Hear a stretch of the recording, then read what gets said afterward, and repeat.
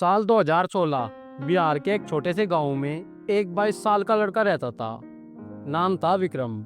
शांत स्वभाव, कम बोलने वाला, हर समय किताबों में डूबा रहने वाला।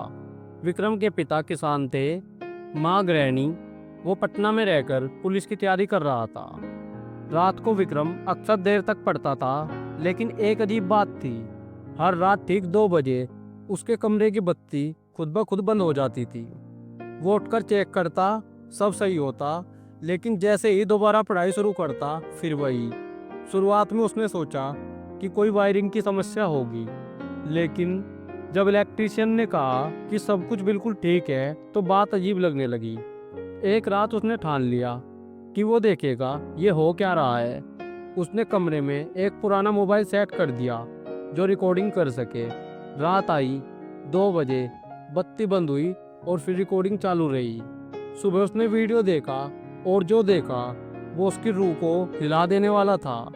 वीडियो में एक साया था, सिर्फ एक परछाई, लंबी पतली, इंसानी आकार की। वो दरवाजे से आई, स्विच के पास गई, बत्ती बंद की और फिर गायब हो गई। चेहरे का कोई अता पता नहीं। अब विक्रम को नींद नहीं आती थी। हर रात डर के साथ पढ़ाई करता, लेकिन विक्रम हार मानने वालों में से नहीं था। उसी गांव में 12 साल पहले एक केस हुआ था। एक लड़की सरिता की आत्महत्या। कहा गया है कि उसने प्यार में धोखा खाकर खुद को आग लगा ली थी, लेकिन कुछ लोगों को अब भी शक था कि वो आत्महत्या नहीं थी, वो हत्या थी।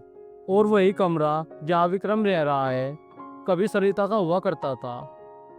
क्या विक्रम के साथ कुछ हो रहा था या ये महज डर का वहम था? विक्रम ने फैसला किया कि वो गांव के बुजुर्गों से पूछेगा।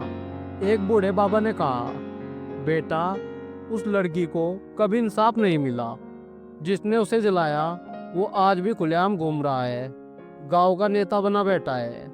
ये सुनकर विक्रम को गुस्सा आया। वो गांव के थाने गया, सरिता की फाइल मंगवाई, लेकिन केस बंद कर दिया गया था बिना किसी जांच के। अब विक्रम को समझ आ गया, यह आत्मा कोई बुरा नहीं कर रही थी, वो बस इंसाफ चाहती थी।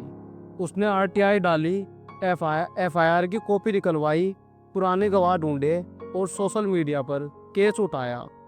धीरे धीरे मीडिया में हलचल मचने लगी। उस पुराने नेता को फिर से पूछताछ के लिए बुलाया गया। एक चश्मदीद ने, जो सालों से चुप था, आखिरकार गवाही दी।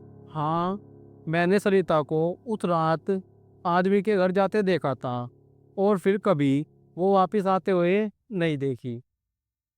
नेता गिरफ्तार हुआ, केस दोबारा खुला और 18 महीने बाद कोर्ट ने उसे आजीवन कारावास की सजा दी। उस रात विक्रम ने आखिरी बार परछाई देखी, पर इस बार बत्ती बंद नहीं हुई, बल्कि बत्ती खुद ब खुद जलती रही। एक धीमी सी आवाज आई, शुक्रिया, और फिर कभी कोई परछाई नहीं आई। इस कहानी से हमें यह सीख मिलती है, कभी कभी डरावने अनुभव डर दिखाने नहीं आते, इंसाफ दिलाने आते हैं। अगर दिल साफ हो और इरादा मजबूत हो तो अंधेरे में भी सच दिखता है। अगर आपको यह कहानी अच्छी लगी हो तो वीडियो को लाइक करें, चैनल को सब्सक्राइब करें। जय हिंद, जय भारत दोस्तों।